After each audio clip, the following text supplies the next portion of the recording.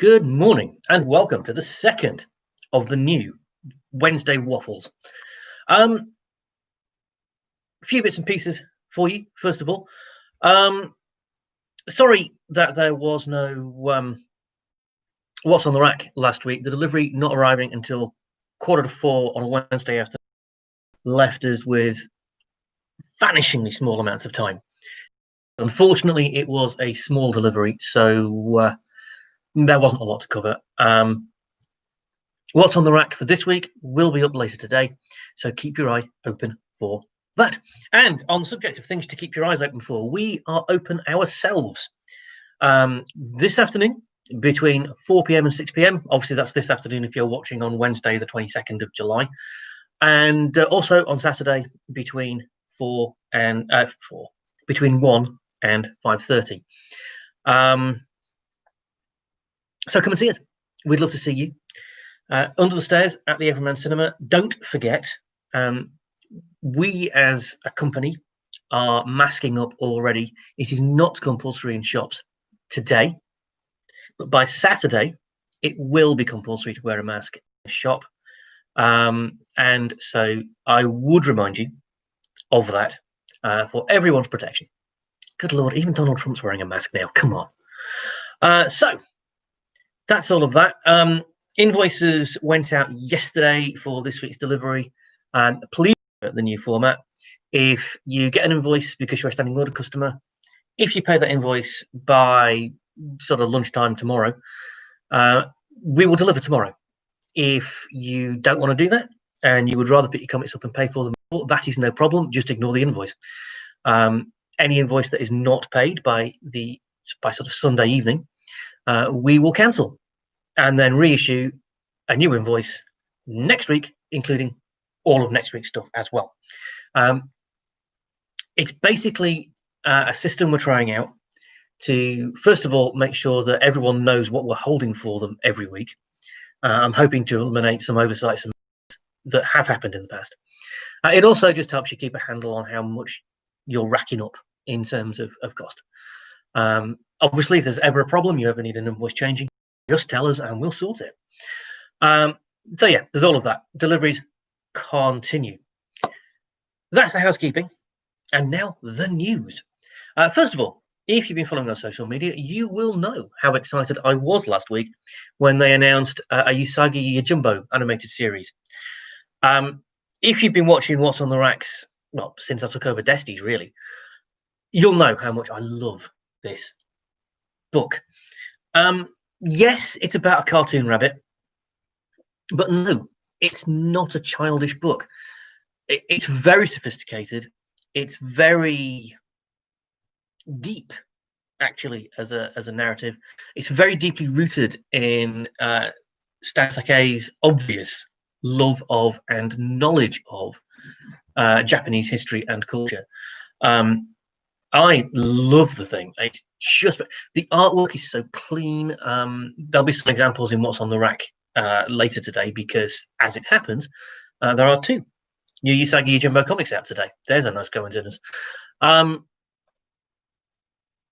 If you're familiar with the comic, it's very well worth checking out. As and when the cartoon becomes available, I highly recommend you check out that too. I was going to put this at the top of the list. I wanted to start something happy. I didn't want to end with this because I don't want to. If you've been following social media and you stay in touch with what's going on in comics culture at all, you will be at least a little bit aware of the issue with Dynamite comics. And I hate reporting this because I've always really liked Dynamite. They've been a very bold publisher for some time now. It was Dynamite who stepped up years ago when Vertigo bailed on the boys because they saw what was in issue 6 and thought, we can't publish that. It was Dynamite that stepped in and said, oh, maybe you can't, but we can. And as a result, we got the magnificent, glorious offensiveness of the boys. This is a company with some guts, historically, and also some class. if you told me in the 90s that there was going to be a publisher that was publishing comics featuring the famous barbarian in a chainmail bikini, Red Sonja, the vampire in a dental floss swimsuit, Vampirella, and historic pin-up girl, Betty Page, and it would be tasteful and have a hugely female audience, I would have looked at the sort of comics that were along that sort of genre line in the 90s and said, nah. Dynamite did that. They hired great creators who have produced great work. And yeah, that's what makes all of this so much more disappointing, that something like this could happen. Because it's all kicked off. I'm not going to go into details. You can find them on the internet with fairly vocal voices from both sides of this. So I'm just not getting into it. The too long didn't read version of it is Dynamite have tweeted and expressed some support for individuals connected to Comicsgate and tangentially at least for Comicsgate itself. Now, my position on Comicsgate has been on the record for some time. They're a hate group. It doesn't mean that people who agree with some of the things they say are terrible human beings, although it is a bit of a red flag. But everything I've seen of Comicsgate and of what people do when they associate themselves with Comicsgate says to me, hate group. So that's where I stand on Comicsgate itself. If you don't know who or what Comicsgate are, well done. Now,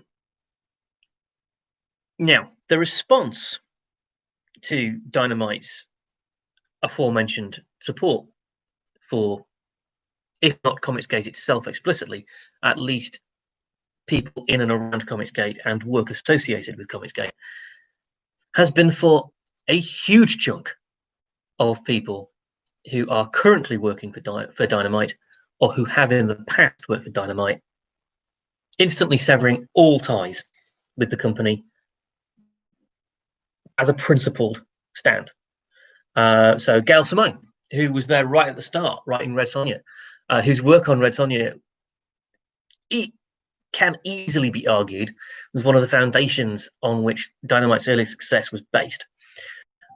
Christian Ward, Mark Russell, and many, many, many others have just said, look, if you're going to associate yourselves with them, we are not going to associate with you.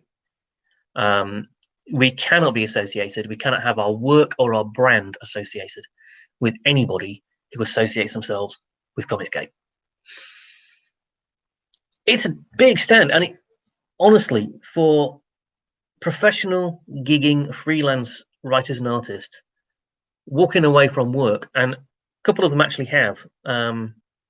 Mark Russell is currently writing Red Sonja. He's just said, yeah, that's my last issue, no more. So just walking away from paying work is a big thing, and it illustrates the strength of feeling around this subject. There is a link to the Screen Rant article down there on the blog. You might want to check it out. You might not. I mean, it is depressing that this kind of thing still happens. And before anybody says it, no, nobody's cancelling anything. But it is within the right of people to say, do you know what? You do what you like, but I don't want to be associated with you if you associate with them. In fact, in some ways, that's the whole basis of Comicsgate itself. So they can't really complain. Anyway, that's the situation. We actually don't carry very much from Dynamite at the moment. I think the only book we're getting in regularly from them at the moment is The Boy Dear Becky. We're not going to refuse to stock it. But we've not been quick to order titles from Dynamite for some time because they don't sell particularly well. I can't see this is going to help their sales, is all I'm saying.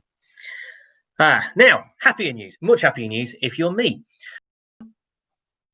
I'll grant you, Peter Millican and Mike Allred are Marmite creators. You either love them or you hate them. And as a consequence of that, you either love or hate their work. Which means X-Statix was always a Marmite book. But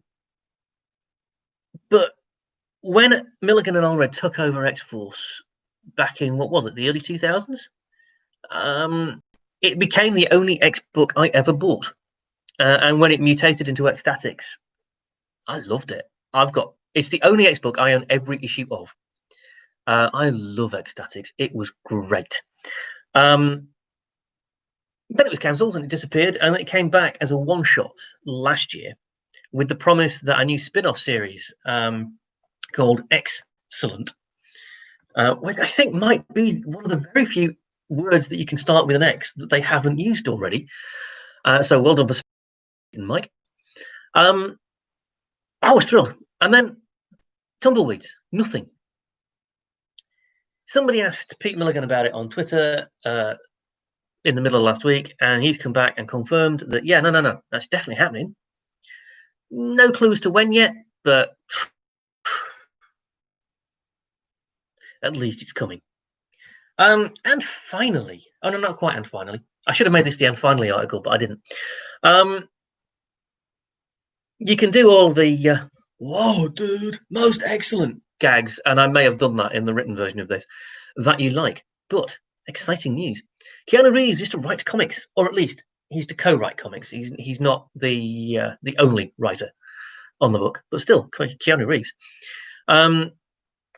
He's going to write a comic for Boom Studios called, now, they're spelling it in all uppercase letters, BRZRKR, which I'm presuming they're pronouncing Berserker. Writing it for Boom Studios is a hyper-violent action comic, so I guess we're in the John Wick kind of area here. That's about all we know, really. But still, we pronounce this to be most excellent. And finally, speaking of things that are most excellent, Invincible is getting a animated series. Now, if you don't know Invincible, you should. People know Robert Kirkman for The Walking Dead. If you're a comics retailer, you know, like me, I know Robert Kirkman as that guy who keeps sending me free stuff. He's been a huge, stalwart supporter of comics retailers, not just throughout lockdown, but for a couple of years prior. And, you know, thank you, Robert Kirkman. I got to pay my diamond bill a couple of weeks ago because of you. Walking Dead is what people think about when they think about Robert Kirkman. They should be thinking about Invincible because, frankly, it's better. It's a much more innovative book, to my mind. Ryan Ottley graduated from there to go and do Spider-Man. And it's a truly innovative superhero story, and those are pretty rare. Now it's getting its own animated series. That can only raise its profile, which makes me happy. What makes me happier is the voice talent. Okay, first of all, I'll lead with Mark Hamill. They've got Mark Hamill, who is going to be, if you know the series, he's going to be voicing Art Rosebaum. They've got Sandra Oh from Killing Eve. They've got J.K. Simmons, J. Jonah Jameson himself.